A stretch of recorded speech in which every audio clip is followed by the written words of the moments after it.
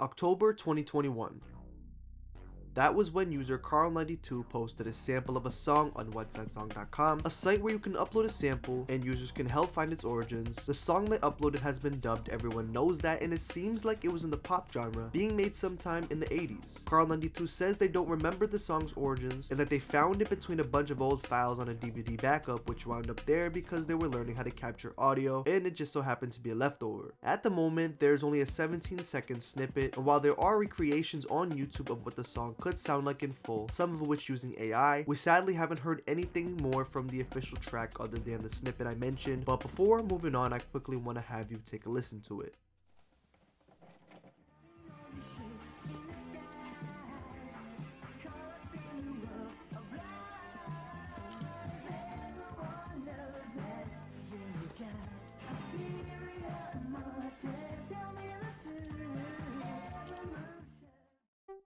So why does this song go so freaking hard, bro? Like, everyone knows that. Now there's some interesting tidbits of information that I wanted to go over real quick, and for starters, it seems like the percussions in this song, specifically the snare, the kick, and the clap, all come from a drum machine manufactured by Lin Electronics that was used a lot in the 80s, and it was called the Lin Drum LM2. Now I don't know if I used the exact same samples. I literally just looked up LM2 Lin drum kit or whatever online, and I found whatever was free. But if you're actually interested in knowing like a real actual decent breakdown of the song, there's a channel on YouTube called Macintosh. I'm gonna link it below, of course, and again, all of my sources are gonna be in the pastement below. On the r/everyone knows that subreddit, a community dedicated to finding the origin of the song, there's a bunch of debunked leads and also some potential leads that I want to go over. But before we start diving into any of these, there's a pinned thread welcoming users to the search with some general information about Everyone Knows That, some of which we already went over, but there's also clarity provided for some common misconceptions about the song I'm gonna go over real quick. First of all, this pink radio, which doesn't actually have anything to do with the song. In fact, it was merely used as a placeholder for some of the first uploads of the snippet on YouTube, but it's pretty much become a logo of sorts for Everyone Knows That, and the origins of this image of a pink radio, which is called the Next Play Glitz and Glitter Boombox, actually comes from a listing on Depop. Another misconception is, quote, Carl92 being misquoted saying he found EKT, which stands for Everyone Knows That by the way, on cassettes, and that he temporarily lived in Spain, among a couple of other things that he didn't say, which will cause confusion, and this clarification was posted in a weekly update thread. I also want to note that although Carl didn't say they temporarily lived in Spain, they did in fact mention they are from there in a now deleted post, which is something I'll touch on again later. Since the search for this song has been gaining a lot of traction and many outside of the community taking note of the ongoing search, such as the Rolling Stone, with there even being an article about the snippet, upon the many videos covering this mystery on YouTube, there's been an influx of new members to the subreddit and more eyes on this mystery, so I thought it wouldn't hurt to mention some of this info. But anyways, let's now move on to some debunked leads I found to be pretty interesting.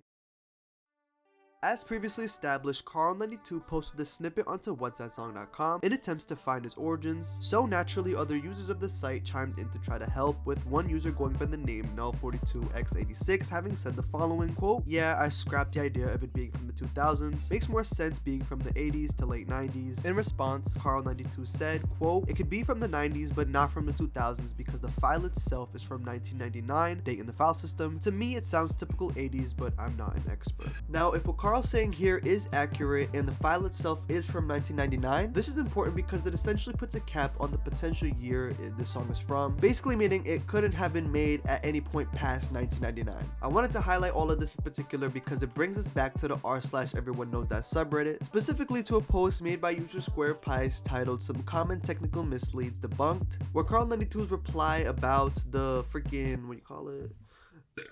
Where Carl92's reply about the date in the file system is brought up once again, and user SquarePie says the following, quote, the clip did not necessarily originate nor was it necessarily recorded in 1999. It is unclear whether this is the date of the file creation on the computer or the last modified date. In any case, since it is uncertain what the original source of the clip was, tape, broadcast, TV, or something else, the year 1999 can only be taken as the upper limit of its origin. I think this is important to note for the search because it solidifies a good time period when following leads, with said time period being from the 80s all the way up to the late 90s. And now I know at this point I'm starting to sound like a broken record, What the frick was that? With all this talk of 1999 and the day and the file system and what have you, but I wanted for you to remember this because it's one of the few details we know for certain about the snippet if Carl's claims are accurate, of course, given that we really only have their word to go off of here. But speaking of details we know for certain, there's another objectively true bit of information regarding a certain signal found to be present in the Everyone Knows That soundbite. The signal I'm talking about is a high-pitched whining sound commonly heard on CRT monitors and older TVs, and when it comes to said TVs, there's different video formats used in different parts of the world, two of which being the NTSC format used in North America, some parts of South America, and Asia, and then we have the PAL format used in Europe, Australia, Africa, and other regions. Now I'm not going to play this sound because it's not very pleasant to listen to, but basically this high-pitched noise has a certain characteristic to it that differs from region to region, mainly when it comes to CRT TVs, that being its horizontal scanning frequency. For areas that use the NTSC format, said frequency was at around 15.734 kHz. For areas such as Europe with the PAL format, it was at around 15.625 kHz. And now you may be wondering, why in the chicken noodle soup is all of this important? This is boring, just move on already, and to that I have to say, be freaking patient. Let me continue to ramble because this is all going somewhere. Now, as I previously mentioned, the PAL format with the 15.625 kHz horizontal scanning frequency was used in Europe. In a now deleted post, Carl mentioned that they're from Spain, which is in Europe of course, meaning that anything on TV would have been in said frequency. However, when Carl92 was learning how to record audio, captured Everyone Knows That, and eventually posted it online, it was discovered that rather than containing a PAL high-pitched sound, it had an NTSC high-pitched noise, meaning that there's no way Carl could have recorded Everyone Knows That coming off of a TV, because again, Carl is from Europe, which uses the PAL format. But now I wanted to explain for a second how exactly we know that the song snippet contains an NTSC signal rather than a PAL signal. When I first listened to the two different signals, I was like, bro, they basically sound the same. Furthermore, when you listen to the snippet of EKT, which I'll play again for you in case you forgot,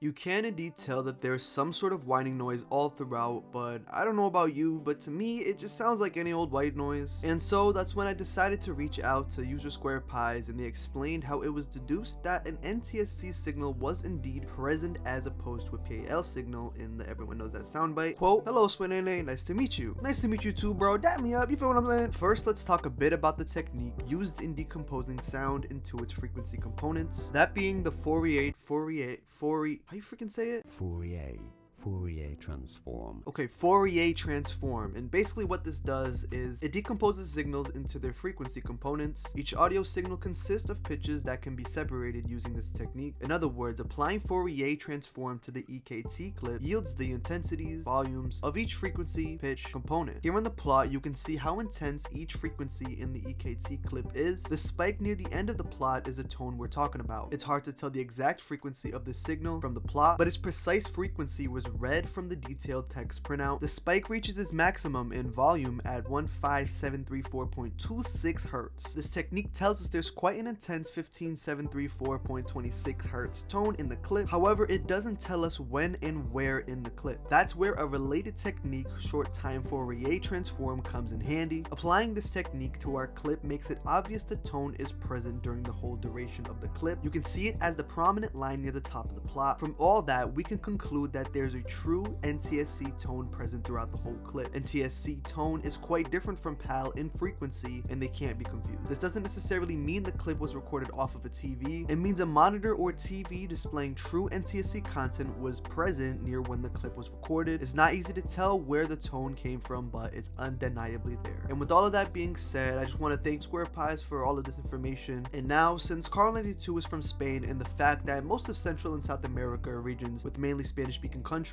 some of which also utilize the NTSC format. Maybe Carl went on a vacation or something and recorded it there. I don't know, but it could have been recorded in Spain off of an NTSC computer monitor or an NTSC TV outside of Spain. Now, I know I've been speaking a lot about all this technical mumbo jumbo, but ultimately all of this leads me to question where this leaves us in. Honestly, I really could not tell you with 100% confidence where this all could take us. When I was first diving into all of this, I thought it would lead to pinpointing to some sort of rough location as to where it could have been recorded, but it started getting really in the weeds, especially on these two other posts I was able to find, one of them once again being made by Square Pies. But to wrap this section of the video up, ultimately there was, from my understanding, people mixing up certain details about the type of signal present in Everyone Knows That, leading Square Pies to make their posts. But my brain is officially fried from diving into this section of the mystery. Of course, if you'd like to dive deeper into all of this, the links to everything will be in the pastement below. But now we're gonna dive into some other interesting debunked leads.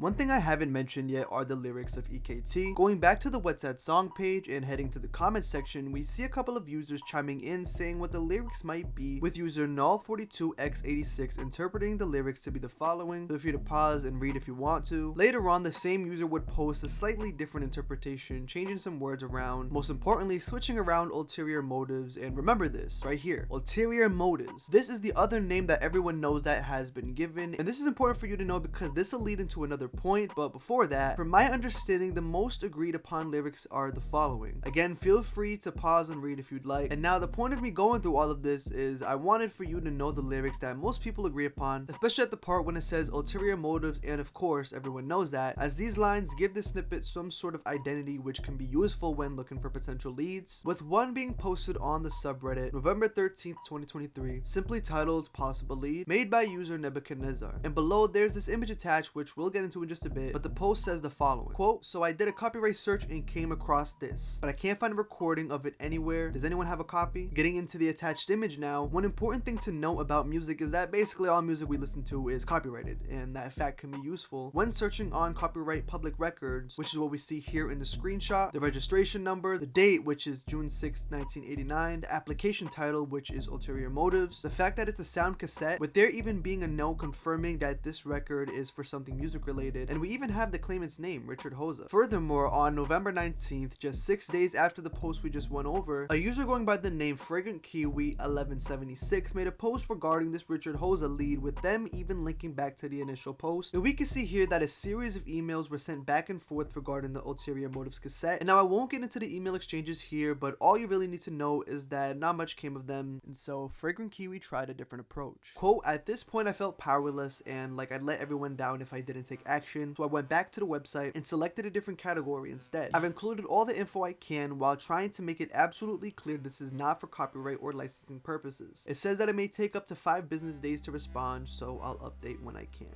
And just a few days later, on November 22nd, they would receive a response email basically saying that the recording is retained inside of a storage unit and that they need to get into contact with another copyright department. And now, continuing the chase of this lead, another user, Wistfully Sunk, made a post on December 11th 2023 saying the following, quote, "Fingers crossed, I think I'll be able to listen to the Richard Hoza song in 4 to 6 weeks." And below there's a series of images attached that I'll get into in just a bit, but before that I'm gonna go into what it says below the image because it's pretty interesting. So in the first half of the post, to summarize, Wistfully Sunk is essentially talking about how they've been following Fragrant Kiwi's lead and some of the observations they made in regards to Fragrant Kiwi's post. However, below that in the second half of this post is what I want to highlight. Quote, "So I emailed the copyright office telling them I would like to inspect the copyright deposits for 6 musical works, the Hoza song plus 5 other songs called Ulterior Motives, that as far as I could tell had not been ruled out yet. I was told that 2 of the songs on my list, neither of which were Hoza's, had been misfiled and cannot be found, but that the office would keep looking, and in the meantime I could go ahead and request inspection of the Hoza tape and 3 other songs. There were 2 catches. First, it would probably be 4 to 6 weeks before I could go and listen to the deposits. Second, the fee would be $200. I was quite unhappy about the cost, but it was technically within my budget, and by now I was invested in this little adventure, so after some deliberation I said let's just do it. I proceeded with the request and submitted payment.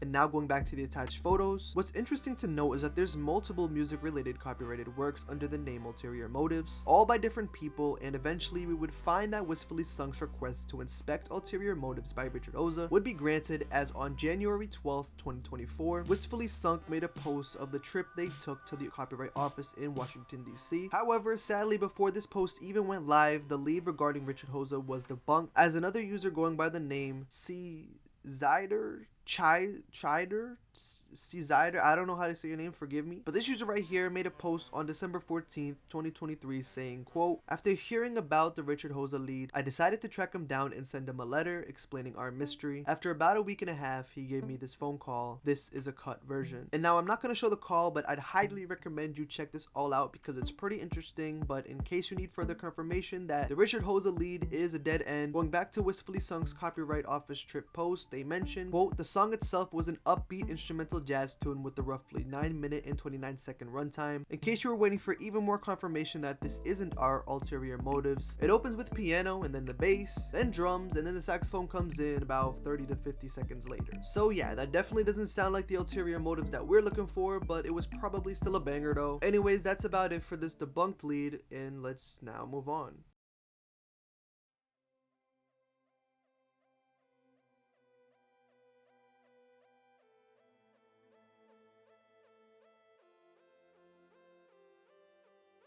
Ulterior Motives, aka everyone knows that, is an admittedly pretty cool piece of lost media, mainly in my opinion because of the sense of community that surrounds it, mainly the subreddit, which is super active. And while I was doing my research for this video, I absolutely loved falling down the rabbit hole of reading each and every weekly update thread, as every week there just seems to be something new that's coming out. And with this video, I feel like I managed to only scratch the surface of what this mystery has to offer, and I didn't even mention things like user Cotton Underground getting into contact with the admins of What's That Song, who in turn send an email to Carl92, because that's another thing. Despite the fact that there's a whole entire community dedicated to finding the song that Carl92 posted, they just seem to be nowhere, leading me to believe that they probably just fell off the face of the earth or something. Bro, look in the back. You see? You got the Raymundo plushie, and I got my vinyl, bro. I just got this vinyl Igor, bro. Let me show you. Run around town, nigga, feel this one. Run around town. Bro, this is my favorite album ever. Anyways, guys, I know it's been like a million jillion years since I've uploaded, and I truly do apologize for that, because, you know what I'm saying, you guys subscribe to this channel, you guys support me, whether that be on Patreon, whether that be, you know, simply through viewing the videos and through whatever other means, only for me not to upload, and that's not right, and I should be providing the content that you guys subscribe for, and I apologize for not doing so. My reasons for being so inactive is because I don't know if you guys saw my community post or whatever. I deleted it and everything, but I was saying, oh, I was hyping myself. I was like, oh, I'm gonna upload this 1 hour long video, blah blah blah blah blah, but I wasn't really passionate about it. I found myself dragging and forcing myself to make this video, and just the passion wasn't there. So I was just like, why am I gonna upload a video that I'm not truly proud of? I'm not really enjoying the process of making it. Why am I gonna do that? So I scrapped it. I put whatever I had on the Patreon. You can go check it out if you would like to. No obligations, of course. And I want to also apologize to the people that have supported me on Patreon. An activity for 5 months, and for you guys to support me there financially, and for me not to provide any content, for me not being active, that's a screw up. That's stupid, and that's really irresponsible. And I'm sorry. I'm sorry about that. For a while now, I've also kind of been just feeling a bit burnt out from making my kind of content, but then honestly, bro, what kind of inspired me to just, you know what, let's go back to making YouTube videos was Nexpo's last video, bro. Like, Nexpo's, I swear, every single Nexpo video, it gets better and better, bro, and it truly inspires me, especially all like the camera work that he's been doing lately, bro. That's been inspiring me. So thank you guys again, and I'll see you guys later. Deuces.